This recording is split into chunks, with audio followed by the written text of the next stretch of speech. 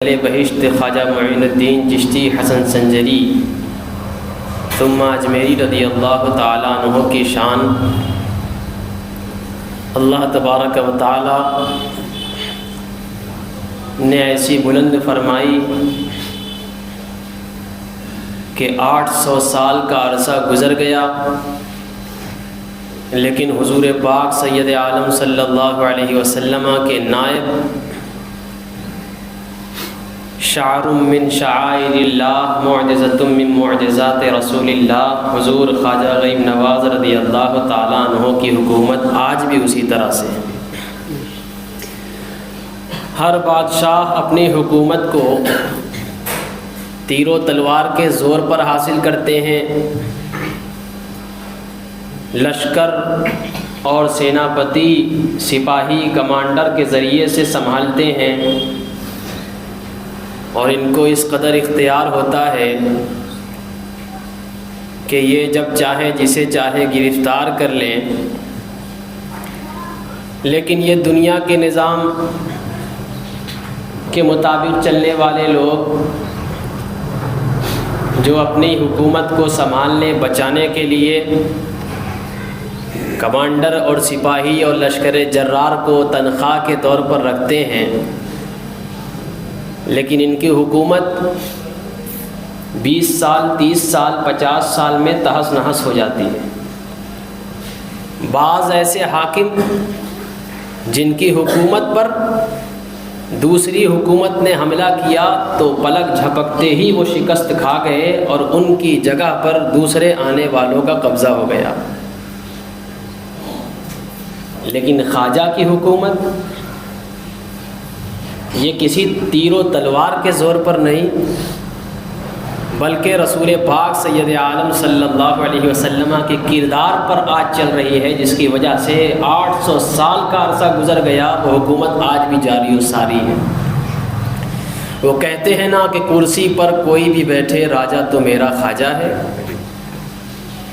ہند کا راجا میرا خواجہ، لیکن یہ خواجہ ہند کا راجا ہے، آج کے ہند کا نہیں بلکہ غیر منقسم ہند کا، جس میں پاکستان بھی ہے، آدھا افغانستان بھی ہے، بنگلہ دیش بھی ہے، بھوٹان بھی ہے، سکم بھی ہے، برما بھی ہے۔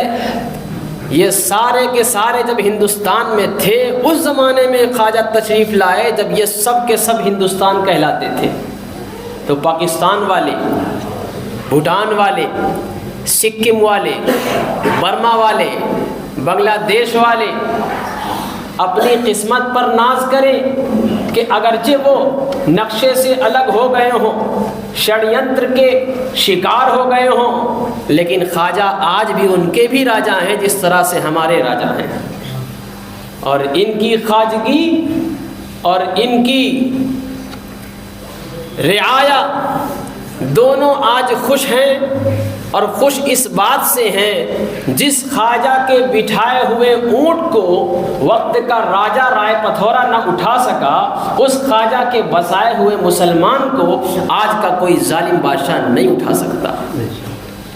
لیکن اس خواجہ کے بٹھائے ہوئے اونٹ کے ساتھ بھی ذرا غور کرو، یاد کرو وہ زمانہ جب خواجہ نے کہا بیٹھ جا، اگر اٹھ ہی بیٹھیں گے تو اٹھ ہی بیٹھیں، تو وہاں اونٹ تو بیٹھ گئے تھے، پھر اونٹ اٹھے نہیں جب تک کہ خواجہ نے نہیں کہا، لیکن جب تک کہ خواجہ نے نہیں کہا تھا اونٹ کے ساتھ کیا ہوا، ذرا میں یاد کرانا چاہتا ہوں۔ اونٹ کے ساتھ کیا ہوا؟ جو شتر مہار بے مہار ہو گیا تھا، جس کی لگام پکڑنے والے نے بار بار اپنے اونٹ سے کہا وقت ہو چلا ہے، اٹھتا کیوں نہیں؟ اٹھ جا ورنہ میں شکار ہو جاؤں گا، اٹھ جا ورنہ میں شکار ہو جاؤں گا۔ وہ بارہا کوشش کرتا رہا، اونٹ اپنی جگہ سے ہلا نہیں۔ اس کے دوسرے سپاہی آئے، دوسرے ساتھی آئے اور اونٹ کو دھکا دینے لگے، ٹھوکر مارنے لگے، چوٹ پہنچانے لگے، گالی دینے لگے، لیکن اونٹ اٹھا نہیں، اس لیے کہ خواجہ کا بٹھایا ہوا ہوا تھا، اونٹ کو چوٹ پہنچ رہی ہے لیکن اونٹ اٹھ نہیں رہا ہے، اونٹ کو تکلیف پہنچ رہی ہے لیکن اونٹ اٹھ نہیں رہا ہے، اونٹ کو گالی دی جا رہی ہے، اونٹ سن رہا ہے، اونٹ ہر چیز کا اشارہ پا رہا ہے لیکن اونٹ اٹھ نہیں رہا ہے۔ اسے معلوم ہے کہ مجھے تکلیف پہنچانے والے تکلیف پہنچائیں گے لیکن میرا خاتمہ نہیں کر سکیں گے۔ اسی طرح سے بلا تمثیل سمجھ لو، جب اونٹ نے تکلیف پائی پھر بھی بیٹھا رہا، اونٹ کو گالی بکی گئی اور وہ سن کے بیٹھا رہا لیکن اٹھا نہیں، یعنی آزمائش تھی کہ وہ خواجہ کے بٹھائے ہوئے تھے۔ تو جس طرح سے اونٹ جس وقت تک بیٹھا رہا اس وقت تک آزمائش کا شکار ہوتا رہا، مشقت کا شکار ہوتا رہا، تکلیفیں جھیلتا رہا، گالیاں سنتا رہا، ٹھوکریں کھاتا رہا، لیکن اونٹ بیٹھا رہا۔ اونٹ نے ہمت نہیں ہاری، اس لیے کہ وہ جانتا تھا میرا خاتمہ نہیں ہوگا، خواجہ آئیں گے، اشارہ فرمائیں گے، میری جان بھی بچائیں گے، مجھے عزت بھی دیں گے۔ اسی طرح سے جب خواجہ تشریف لائے، اونٹ کو کہا اٹھ جا، اونٹ اٹھ گیا۔ اے مسلمانوں، تمہیں تو خواجہ نے بسایا ہے، تمہیں تو خواجہ نے بسایا ہے۔ جب اونٹ کو تکلیف پہنچی تو اونٹ ہمت نہیں ہارتا تھا، آج تمہیں تکلیف پہنچ رہی ہے تو تم کیسے مایوس ہوتے ہو؟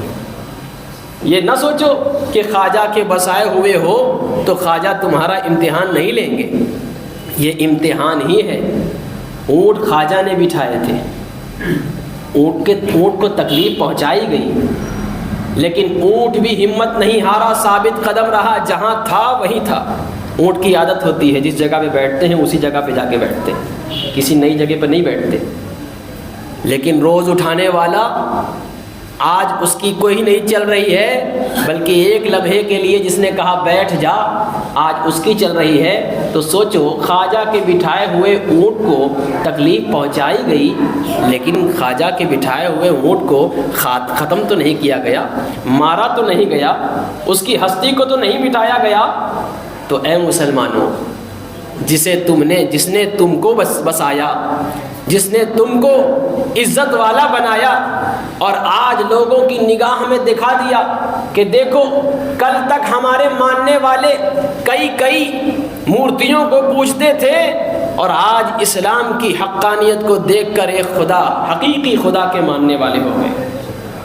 تو ظاہر سی بات ہے ٹھوکریں تو لگیں گی، ظاہر سی بات ہے تکلیف تو پہنچیں گی، ظاہر سی بات ہے مشقت تو اٹھانی پڑے گی، لیکن ہمت نہ ہارنا کہ تم کسی اور کے بیٹھائے گئے اور بسائے ہوئے نہیں ہو، بلکہ تمہیں خواجہ غریب نواز نے بسایا ہے۔ یہ خواجہ غریب نواز کے بسائے ہوئے مسلمانوں کو ہمت نہیں ہارنا چاہیے، لیکن ہاں تکلیف پہنچائی جا رہی ہے خواجہ کے کردار کو چھوڑنے کی وجہ سے، مشقتیں اٹھانی پڑ رہی ہے خواجہ کے بتائے ہوئے راستے کے خلاف جانے کے۔ جو ہمارے اوپر آزمائش کے گٹھریاں ہمارے اوپر لاد دی گئی ہے، جس بوجھ دلے ہم چل رہے ہیں، وہ کیوں ہے؟ وہ اس لیے ہے کہ خواجہ نے کہا تھا کہ اللہ اللہ کرو، جب اللہ اللہ کرو گے تو اللہ تبارک و تعالیٰ کی رحمت تمہارے گھر میں بسیرا کرے گی۔ ہم نے چھوڑ دیا۔ خواجہ نے کہا تھا کہ تم دریا جیسے سخاوت والے بن جاؤ، لیکن ہم سخی کی جگہ بخیل ہو گئے۔ اور بخیل کے بارے میں کیا کہا گیا کہ بخیل اللہ سے دور، مخلوق سے دور، جنت سے دور، جہنم سے قریب۔ اور سخی اللہ کے نزدیک، مخلوق کے نزدیک، جنت کے نزدیک، جہنم سے دور۔ خواجہ فرماتے ہیں تم دریا جیسی سخاوت والے بن جاؤ۔ دریا کی مثال کیوں دی؟ دریا سے ایک بوند اٹھانے والے پرندے بھی ہیں، ان کی پیاس بھی بجھ جاتی ہے، دریا کا گھٹتا بھی کچھ نہیں۔ ایک گھڑا بھر کر لے جانے والے بھی کچھ لوگ ہیں، ان کی ضرورت بھی پوری ہو جاتی ہے اور دریا سے کچھ گھٹتا بھی نہیں۔ اس سے فائدہ اٹھانے والے لوگ موجود ہیں، دن بدن موجوں میں طغیانی ہے، دریا کی روانی ہے، لیکن آج بھی اسی طرح سے قائم پانی ہے، اس سے لوگ فائدہ اٹھا رہے ہیں، لیکن دریا کا گھٹا کچھ، دریا کا کچھ نہیں گھٹتا۔ وہ مثال اسی لیے دی کہ جتنا بانٹا گیا اللہ نے اس میں اتنی برکتیں عطا فرما دی۔ دریا جیسی سخاوت والے بن جاؤ، ہم بخیل بن گئے۔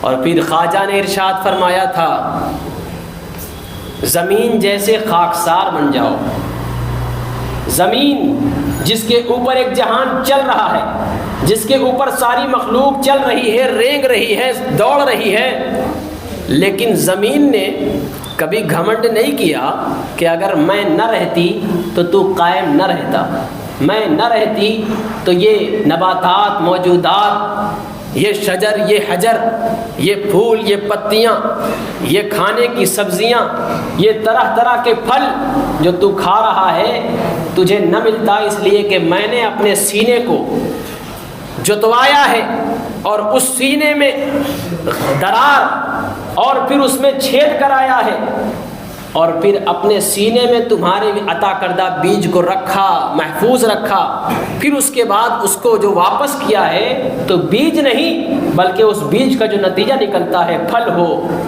دانے ہوں، کھانے ہوں، وہ ساری کی ساری چیزیں دی ہیں، لیکن زمین نے گھمنڈ کیا نہیں کیا۔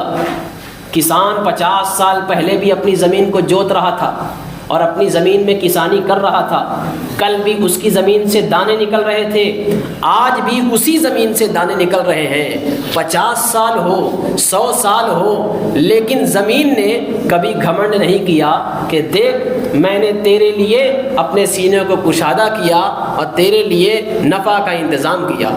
زمین نے کبھی نہیں گھمنڈ کیا، اور زمین نے بتایا کہ بچھے رہنے سے، خاکسار بننے سے، متوازن رہنے سے، انکساری کرنے سے تمہارا گھٹتا کچھ نہیں بلکہ تمہاری قیمت بڑھ جایا کرتی ہے۔ آج کل کی قیمت کا اندازہ لگائیے، زمینوں کی آج کی قیمت کا اندازہ لگائیے، سارا جہان وہ چاہے رئیس ہو، رئیس اعظم ہو اور یا کوئی غریب ہو، اس کے رہنے کا انتظام اسی زمین پر ہے۔ کوئی کوٹھری میں رہے تو زمین پر، کوئی بنگلہ میں رہے تو اسی زمین سے اس کی بنیاد ہے۔ زمین بتا رہی ہے تم جتنے بھی بلند ہو جاؤ زمین سے سٹ کے رہنا، زمین پر چلتے رہنا۔ خواجہ نے کہا تھا زمین کی طرح خاکسار بن جاؤ، ہم متکبر اور غرور والے بن گئے، اور جب غرور والے بن گئے تو پھر ہمارا کیا ہوا؟ دنیا دیکھ رہی ہے اپنے ماتھے کی نگاہوں سے۔ خواجہ نے ارشاد فرمایا تھا آفتاب بن جاؤ، سورج بن جاؤ، سورج بن جاؤ گے تو پھر تمہاری روشنی سے سب فائدہ اٹھائیں گے۔ آج ہمارے یہاں اس قدر ٹینشن ہے دولت کی، بچانے کی، کہ اپنے راہ گیروں کے لیے ایک چھوٹا سا بلب بھی نہیں لگاتے۔ رات کا اندھیرا ہے، ٹھوکریں کھاتے ہوئے لوگ آتے جاتے ہیں، لیکن چھوٹا سا بلب بھی نہیں لگایا جاتا کہ میری بجلی کا بل بڑھ جائے گا۔ اور خواجہ نے فرمایا تھا کہ تم سورج بن جاؤ، سورج بننے کا فائدہ یہ ہوگا تم خود بھی چمکو گے اور پورے زمانے کو بھی چمکاتے رہو گے۔ لیکن ہم نے اس بات پر عمل نہ کیا۔ عمل کرنے والے کا نام بتاؤں؟ حضرت قطب الدین مہرولی، بختیار کاکی، حضرت خواجہ بابا فرید گنج شکر، حضرت محبوب الہی، حضرت علاء الدین صابر کلیری، آپ کی بارگاہ میں آپ کی صحبت پانے والے اولیاء کاملین، جن کا حال یہ ہے کہ جب خواجہ نے کہا دریا جیسی سخاوت والے بن جاؤ، بن گئے۔ ان کے یہاں لنگر جاری ہے۔ محبوب الہی سے کہا سورج جیسی شفقت والے بن جاؤ، بن گئے۔ سارا زمانہ مرجع خلائق وہ بن گئے، سارا زمانہ ان کے قدموں میں روزانہ آتا جاتا رہتا ہے۔ بابا فرید گنج شکر کہا خاکسار بن جاؤ، زمین جیسے زمین خاکسار ہے، بن گئے، اور ساری چیزوں کو دنیا و ما فیہا کو ٹھکرا دیا اور پھر اللہ کے حضور لگ گئے کہ اللہ اللہ کرتے رہیں گے، یہی خاکساری کا ذریعہ ہے۔ خواجہ نے کہا، قطب الدین بختیار کاکی نے اپنایا، دنیا ان کو سلام کر رہی ہے۔ خواجہ نے کہا، محبوب الہی نے اپنایا، دنیا انہیں سلام کر رہی ہے۔ خواجہ نے کہا، حضرت بابا فرید گنج شکر نے اپنایا، دنیا انہیں یاد کر رہی ہے۔ اس لیے نہیں کہ وہ دولت والے ہیں، اس لیے نہیں کہ وہ طاقت والے ہیں، اس لیے نہیں کہ وہ حکومت و سلطنت والے ہیں، بلکہ اس لیے کہ خواجہ نے جس بات کو بتایا ہے وہ بات کسی اور سے ثابت نہیں ہے، وہ بات صحابہ کی زندگی سے بیان ہو جاتی ہے وہ بات رسول اللہ کے فرمان سے عیاں ہو جاتی ہے۔ تو پتہ چلا اپنانے والوں نے اپنایا اور ان کے اقوال پر عمل کر کے دکھایا کہ ان 3 بات پر، جو خواجہ کی ان 3 بات پر عمل کر لے وہ اللہ کا ولی ہو جاتا ہے۔ ظاہر سی بات ہے، نفس جہاں شامل ہوا ولایت چھینی گئی، جہاں خواہش نے اپنی اگڑائی لی ولایت سلب کر لی گئی، جہاں اتباع نفس کا ولولہ اٹھا ولایت چھین لی گئی۔ لیکن جہاں نفس کش بن گئے اور نفس کشی کی گئی اور نفس کے خلاف کام کیا گیا، وہ اگر عام بندہ بھی رہا تو اس کی زبانوں میں تاثیر عطا کر دی گئی۔ یہ خواجہ ہیں جنہوں نے کہا تم سدھرنا چاہو تو یہ کرو، لیکن ہمارے یہاں یہ چیز نہیں ہے۔ خاکسار بنو تاکہ غرور نہ آوے، زمین پر بیٹھو۔ ایک بات اور یاد رکھیے گا، اہل تصوف اور دیگر علماء نے بھی یہی کہا کہ زمین پر جو بیٹھنے والا ہے، زمین سے مراد صوفہ وغیرہ بھی لوگ بچھائے رہتے ہیں، اس پر ہی بیٹھتے ہیں، اس سے کہیں نہ کہیں ریا اور شائبہ اس کا ہوتا ہے، اور تھوڑا تھوڑا تکبر بھی آ ہی جاتا ہے کہ میرے یہاں صوفہ ہے، میں ان کے یہاں چٹائی پہ بیٹھوں۔ لیکن یاد رکھنا، جو زمین سے لگ کر بیٹھنے والا ہے اسے بیماریاں نہیں ہوتی، وہ بیماریوں سے حفاظت میں رہتا ہے۔ اب آپ یہ کہہ دیں، اگر اعتراض کر دیں کہ بعض ایسے زمین پر بیٹھنے والے بہت غریب ہیں جو شدید بیمار ہوتے ہیں، دیکھو جو نظام فطرت ہے میں اس کی بات نہیں کر رہا، لیکن جو اس پر عمل کر کے دیکھے پھر اس کے بعد مجھ سے سوال کرے تو میں سمجھتا ہوں کہ ہاں میں جواب دہ ہوں۔ لیکن جو فرما دیا بزرگوں نے، زمین سے رہ کر جو بیٹھتا ہے اس کو بیماری نہیں ہوتی، حتی الامکان وہ اس چیز سے محفوظ رہتا ہے۔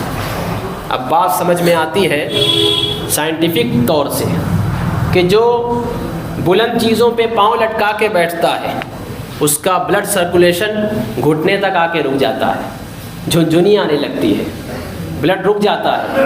پاؤں موڑ کر زیادہ دیر تک بیٹھنے والے کا حال کیا ہوتا ہے؟ وہ پریشان ہو جاتا ہے، اور کسی نے اپنے کسی حصے کو دبا دیا وہاں تک بلڈ سرکولیشن خراب ہو جاتا ہے۔ اس لیے کہا جاتا ہے زمین پر رہنے کی عادت بناؤ تاکہ تمہیں سکون بھی میسر آئے، خاکساری بھی تمہارے جسموں سے، تمہارے خیال سے لپٹی رہے، اور پھر بیماریوں سے بھی تم محفوظ رہو۔ اگر اس پر صحیح طریقے سے، سائنٹیفک طریقے سے نظر ڈالی جائے تو بزرگوں نے صحیح کہا ہے کہ زمین سے لگ کر رہو تاکہ تمہیں اس سے فائدہ پہنچتا رہے۔ خواجہ نے کہا متکبر نہیں بنو گے بلکہ خاکسار بن جاؤ، اور پھر اس کا نتیجہ بھی ہمارے اور آپ کے سامنے ہے۔ خواجہ کے بٹھائے ہوئے اونٹ کو لوگ نہیں اٹھا پائے کیونکہ وہ تابع ہو گیا تھا حضرت خواجہ کا۔ ہم غیر تابع ہیں جس کی وجہ سے ٹھوکریں بھی کھا رہے ہیں، مشقتیں بھی اٹھا رہے ہیں، اور ہمارے اوپر نقصان کی بارش بھی ہو رہی ہے۔ لیکن یاد رکھنا، اگر ہم خواجہ کے بتائے ہوئے راستے کو اپنا لیں تو ابھی سے ہمارے اندر جو کمیاں ہیں وہ پوری ہونے لگیں۔ ولیوں کی بارگاہ میں جانے کے طریقے الگ الگ، لیکن لوگ جیسے تیسے جاتے ہیں، کسی کو کچھ پسند ہے، کسی کو کچھ پسند ہے، اپنی پسند کے مطابق جاتے ہیں۔ اور پھر ولیوں کی شان احادیث تو بعد میں آتی ہے، اس سے پہلے قرآن میں اللہ نے ارشاد فرما دیا جو میرے نیک بندے ہیں یہ کبھی بھلائے نہیں جا سکتے، یہ کلمات اللہ ہیں، یہ کلمات اللہ ہیں، اور کلمات اللہ کی مثال معلوم ہے، کلمات اللہ کبھی مٹ نہیں سکتے اور کبھی اسے کوئی شمار نہیں کر سکتا۔ قل لو كان البحر مدادا لكلمات ربي لنفد البحر قبل ان تنفد كلمات ربي ولو جئنا بمثله مددا۔ کلمات ربی ایسے ہیں کہ اگر سارے سمندروں کو سیاہی بنا دی جائے اور زمین پر تمام شجر کو، پیڑوں کو کاٹ کر اسے قلم بنا دیا جائے اور پھر کلمات اللہ کو شمار کیا جائے، ان کی تعریف لکھی جائے، روایتوں میں آتا ہے کہ سمندر سوکھ جائے گا اور جو قلم بنائے گئے ہیں پیڑوں کے، پیڑ ختم ہو جائیں گے، لیکن کلمات اللہ کبھی نہیں ختم ہوگا۔ اور یہ تعریف مکمل نہیں ہو سکتی، اور خواجہ انہی کلمات ربی میں ہے، خواجہ انہی کلمات ربی میں شمار ہوتے ہیں کہ جب ان کا انتقال ہوا تو آپ کے ماتھے پر جبین نور پر لکھا ہوا تھا، نور سے حبیب اللہ ماتا فی حب اللہ، اللہ کا حبیب اللہ کی محبت میں فنا ہو گیا۔ لیکن اللہ کا حبیب اللہ کی محبت میں فنا ہو گیا، لفظ فنا پر غور کرو، اللہ کا حبیب اللہ کی محبت میں فنا ہوا تو اللہ تبارک و تعالیٰ نے ایسی بقا عطا فرمائی، 800 سال کا عرصہ گزر گیا، جگہ جگہ ان کے نام کا چرچا چل رہا ہے۔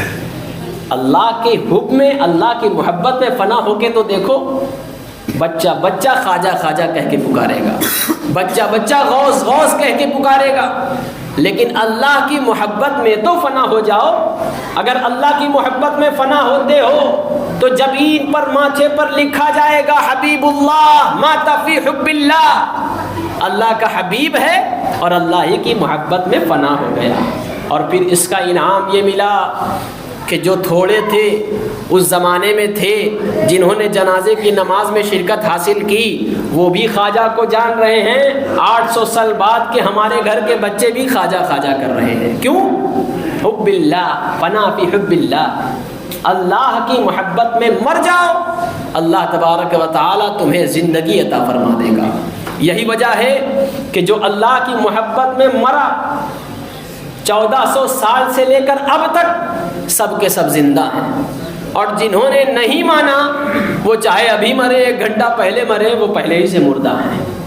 کیا وہ میدان عرب یاد نہیں کہ جہاں ابو جہل کو مردہ کہا جا رہا تھا؟ اس کی ایکٹیویٹی ظاہر تھی، بچے والا تھا، بیوی والا تھا، کھانے والا تھا، پینے والا تھا، اپنے لشکر کا سردار تھا، قبیلے کا سالار تھا، قافلے کا سالار تھا، لیکن قرآن اسے مردہ کہہ رہا تھا، قرآن اسے مردہ کہہ رہا تھا۔ اور پھر 60 ہجری میں، اور پھر اسی زمانے میں جب صحابہ میدان بدر میں، میدان احد میں، دیگر میدان میں اسلام کی بقا کے لیے اپنا سر تن سے جدا کروا رہے تھے، اپنے بازو کو کٹوا رہے تھے، اسی زمانے میں قرآن کہہ رہا تھا یہ زندہ ہے، یہ زندہ ہیں۔ بتاؤ یہ آخر کون سی بات ہے جو سینس کام نہ کرے؟ سینس کہتا ہے ہاتھ کٹ گیا، بندہ تڑپ رہا ہے، مر چکا ہے۔ سینس کہتا ہے روح نکل گئی، بندہ تڑپ رہا ہے، مر چکا ہے۔ سینس کہتا ہے سر تن سے جدا ہو چکا ہے لیکن وہ مردہ ہے، لیکن قرآن کہہ رہا ہے وہ زندہ ہے۔ اور جب ادھر دیکھا جاتا ہے، اے ابو جہل تو نے کیا کیا،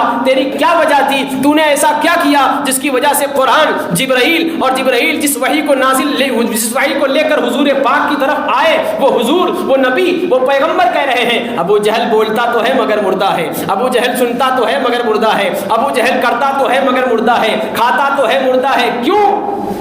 اے ابو جہل آخر تو نے کیا کیا؟ تو ابو جہل کہتا ہے وجہ یہ ہے کہ مجھے رسول اللہ کی دشمنی نے مردہ بنا دیا، اور جب صحابہ سے پوچھا، شہداء سے پوچھا آپ کو قرآن زندہ کیوں کہہ رہا ہے، تو کہا اس نے دشمنی کی تھی رسول پاک سے، اس دشمنی نے اسے مردہ کر دیا، اور ہم حضور پاک کی محبت میں کٹ گرے ہیں، لیکن اس محبت نے ہمیں زندہ کہہ دیا۔ تو بتاؤ زندگی چاہیے یا موت چاہیے؟ پتہ چلا روح کا بدن میں ایک ساتھ رہنا زندگی نہیں، روح کا بدن میں ایک ساتھ رہنا زندگی کی علامت نہیں ہے۔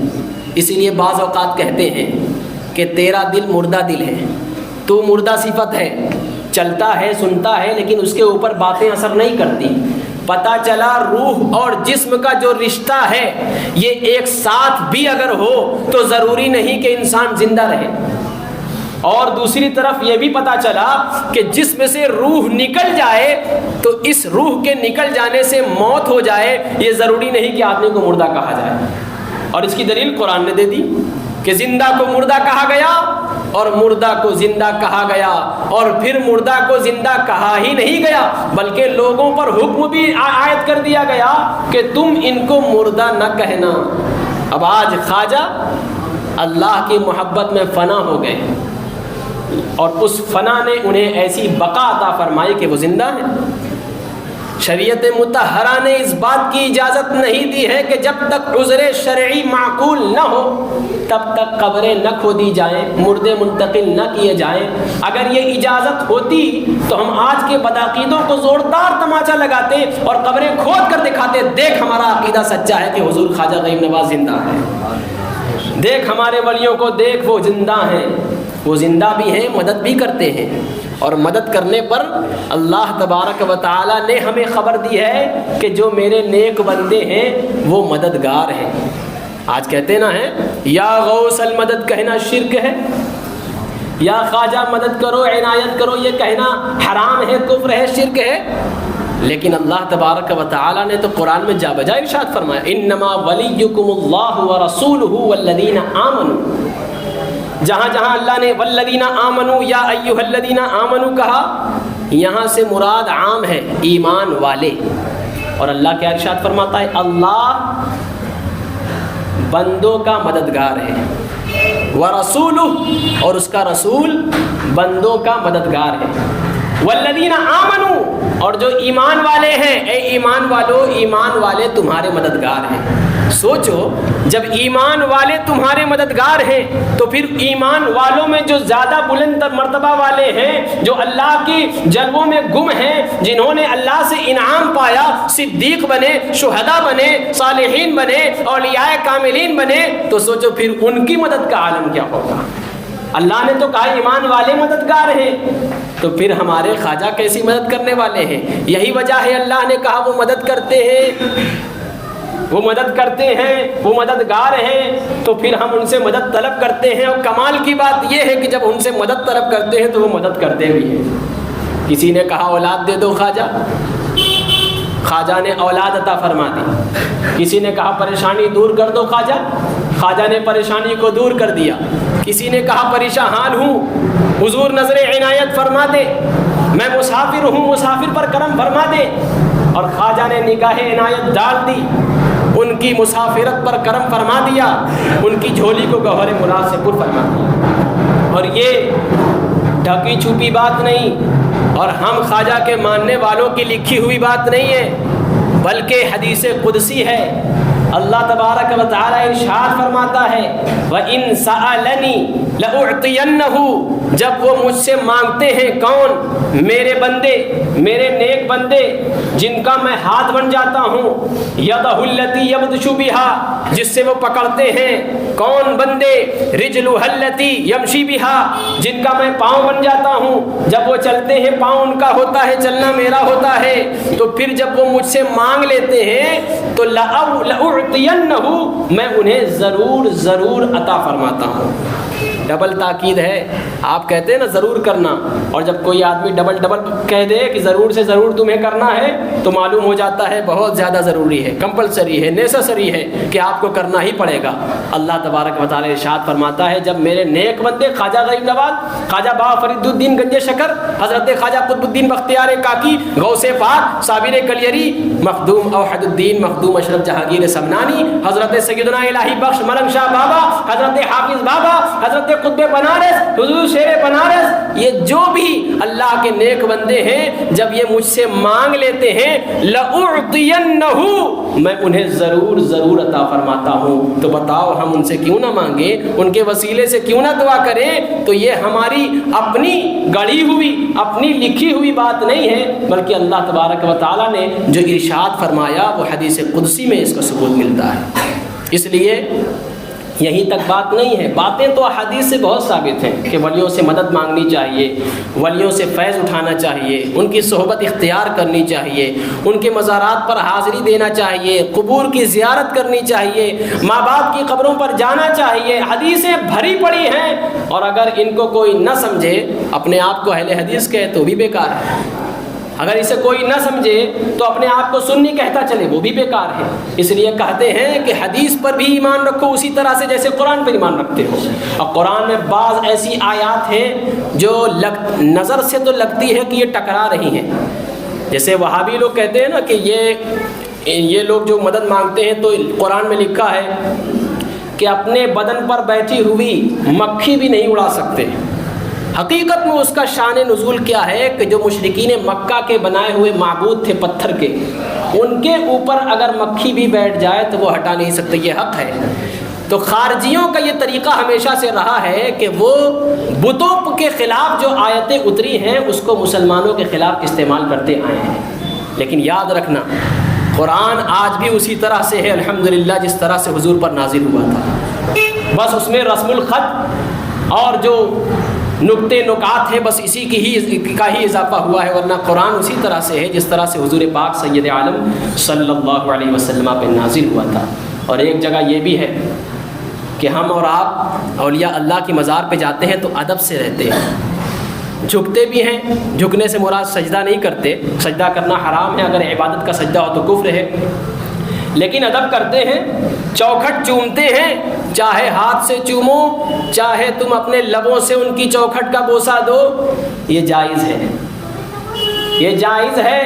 بلکہ حدیث قدسی میں اس کا بھی لکھا گیا فَإِذَا لَقِيتُهُمْ فَاخْفِضْ لَهُمْ جَنَاحَكَ، جب تم اللہ والوں کی بارگاہ میں جاؤ جناحک اپنے کاندھے کو جھکا دو، وَقَلْبَكَ وَذَلِّلْ قَلْبَكَ اپنے دل کو سمجھا لو، وَلِسَانَكَ اور اپنی زبانوں کو بند کرو۔ زبانوں کو بند کرنے سے مراد کوئی اول فول بات نہ بول دو، اوٹ پٹانگ باتیں نہ کرو، یا کوئی دنیا کی بات نہ کرو۔